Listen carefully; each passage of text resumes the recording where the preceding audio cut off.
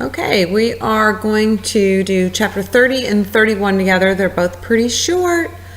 Are you on the edge of your seat? Can you wait to hear what happens next? Let's find out. Standing at the podium, basking in the adoration of the crowd at the greatest moment in his political career, Senator Trey Douglas watched his speech disappear from the teleprompter. The words he had rehearsed so diligently were replaced by a huge pair of remarkable eyes, changing in color from green to blue to purple and back again. It confused him at first that at this vitally important point in his life, nothing should seem as urgent as looking into those eyes. A long, narrow pop-up appeared below the face.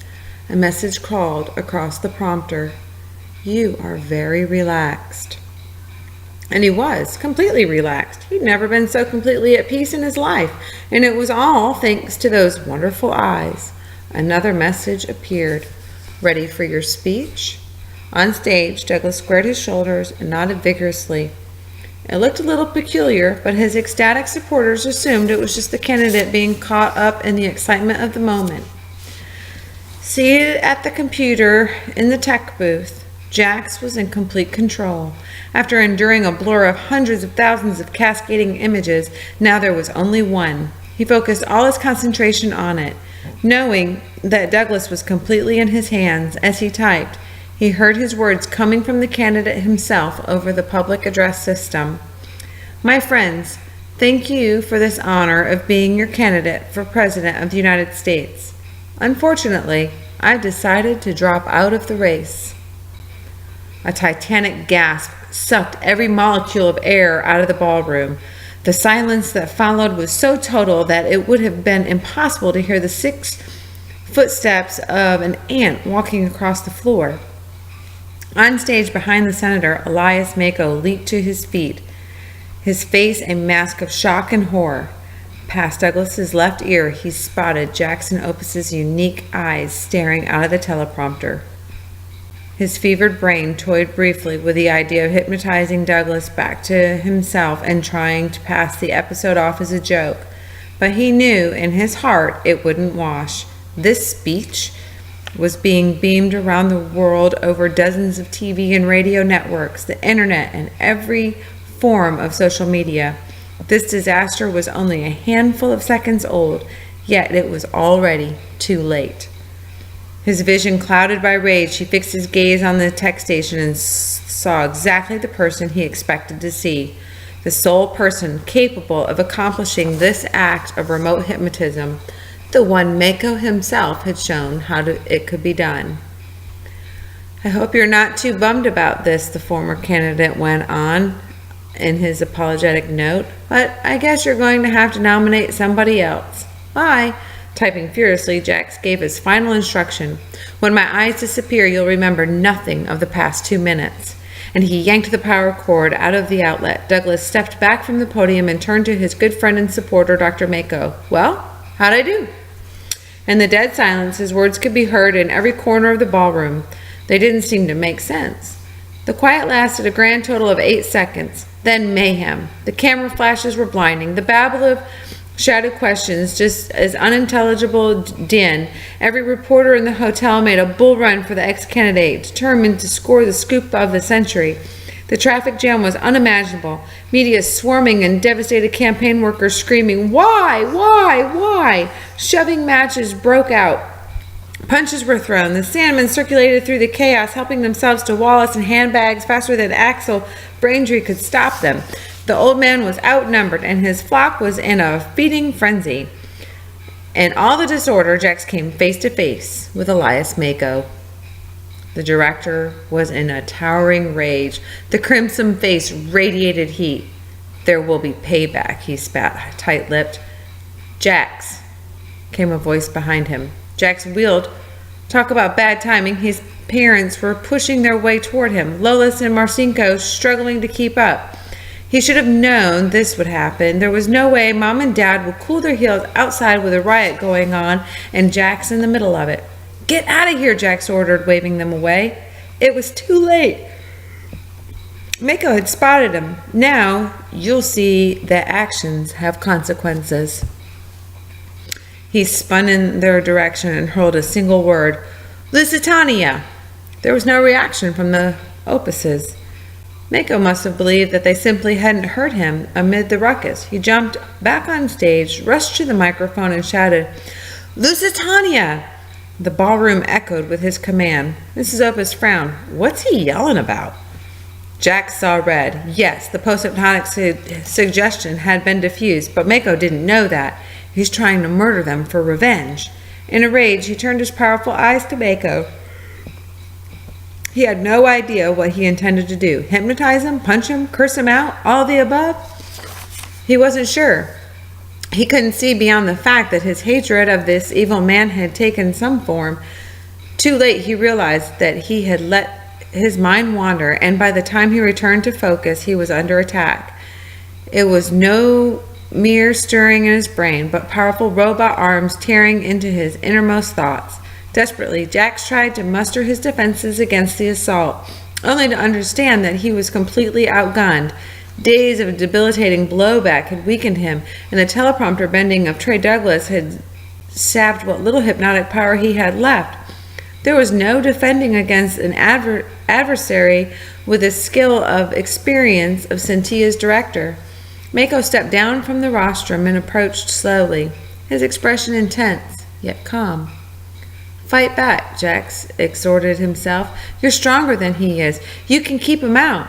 A calm voice, very close by, said, "Why would you resist? It's so much more pleasant if you let yourself go." "Never. You are very relaxed, very comfortable." "No!" A moment later, Jax couldn't understand what he was so upset about. He was fine. Come to think of it, he'd never felt better in his life, energized, well-rested, happy even. The remnants of his deluge of hypnotic blowback were gone. In fact, he could barely remember the week-long onslaught, a vague recollection of something disgraceful in the very distant past. What was it again? "Isn't this nice?" asked Mako. Jax murmured, "Great. Why would anyone resist something so wonderful?" What had he been thinking? Jax couldn't imagine fighting against this bliss. All that mattered was to keep going.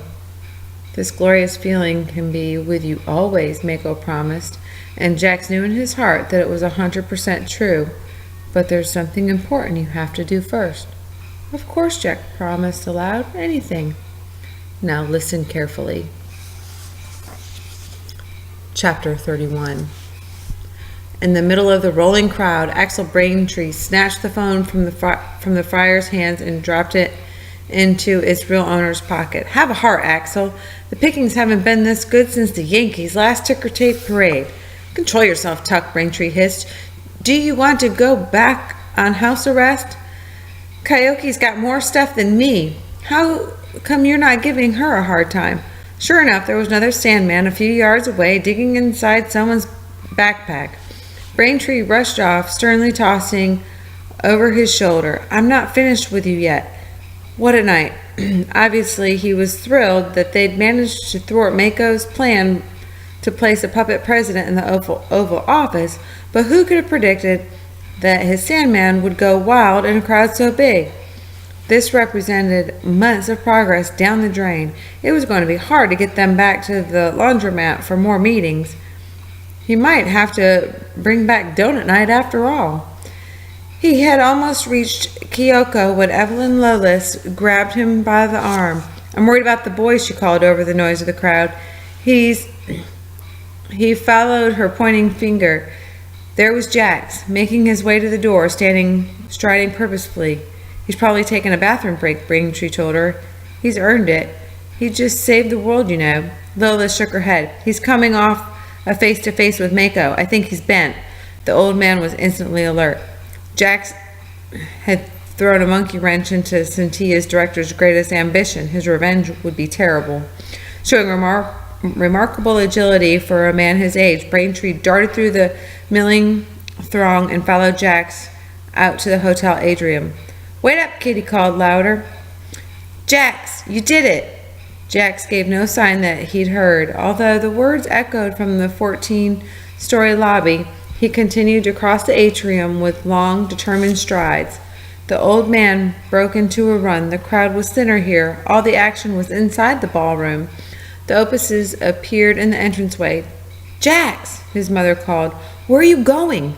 There was no response. Jack stepped into the chrome and glass elevator, pressed what seemed to be the top button, and turned to face front of the doors closed. He stared forward, looking right through Braintree and beyond him, the Opuses, as if they weren't even there. The old man dashed back into the ballroom, ignoring a volley of questions from Jax's bewildered parents. He stuck both forefingers to the sides of his mouth and emitted a piercing whistle that caught right through the rushes aftermath of the press conference. He was good at whistling, a skill he'd learned in prison.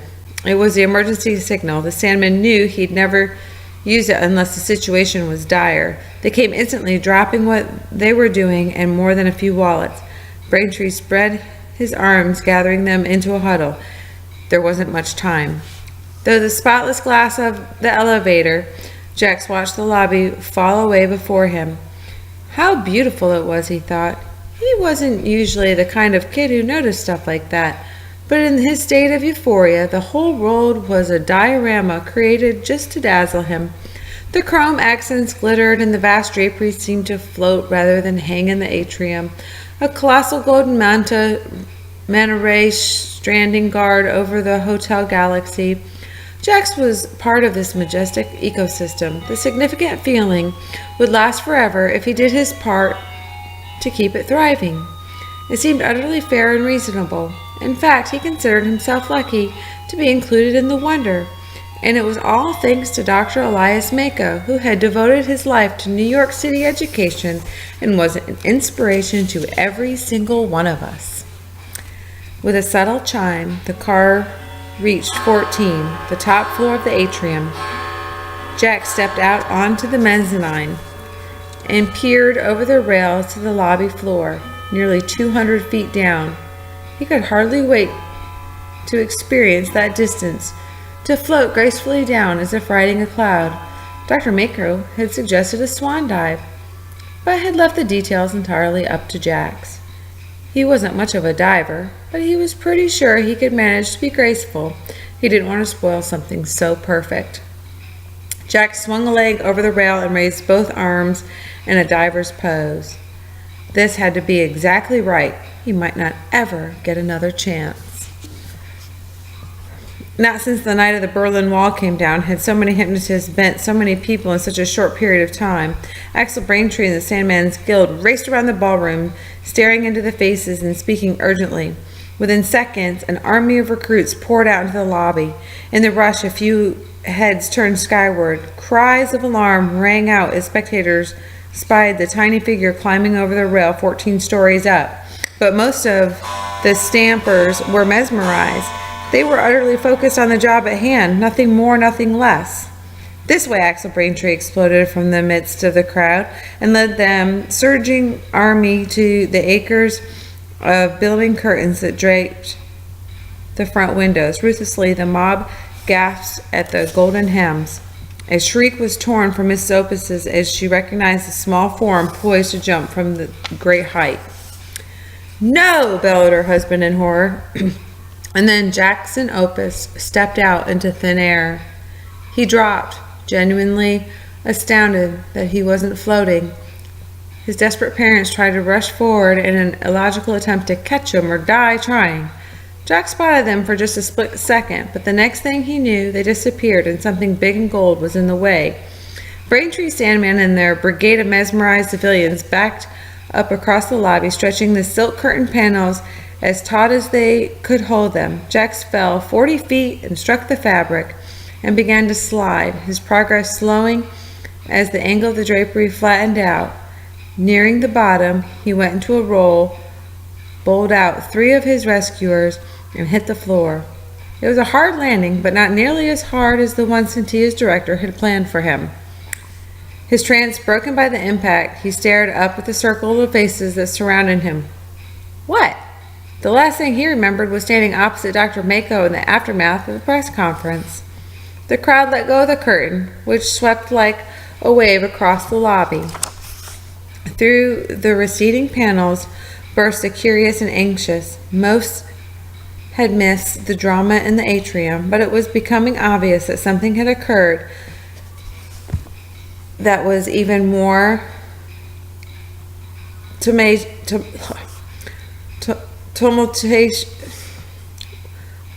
I can't say that word because my tongue's not working. Tenacious than Trey Douglas's unexpected withdrawal from the presidential race. In the lead sprinted Mom and Dad, wild with relief. Jax was nearly crushed in their embrace, and he was thrilled to be there. He was thrilled to be anywhere. The tearful reunion was interrupted by a hammer blow straight to Jax's mind. He looked across the atrium to see Mako in the doorway of the ballroom, glaring at him with naked hatred and malice. "Oh, no you don't. Not this time." Jack stared back, totally focused, putting everything he had into repelling his blitz. For a breathless moment, there were only two people in the hotel, locked in a kind of combat that was invisible to the throng around them. On one side, the most experienced hypnotist alive. On the other, the 12-year-old heir to the legendary bloodlines of Opus and Sparks. A colossal standoff. Braintree stepped between them, taking the brunt of Mako's assault with his own powerful eyes. Jax tried to shove him aside. "Get out of the way, man. This isn't your fight." The guild's president's gaze never wavered from Mako's. "It was my fight before you were born." It took the combined efforts of the New York Police Department and the United States Secret Service to bring the confrontation to a close. They surrounded Senator Douglas and escorted him out of the hotel along with the entourage, which included Mako. Before Cynthia's director joined his one-time candidate and friend, he turned to the Opus party and snarled, "This isn't over."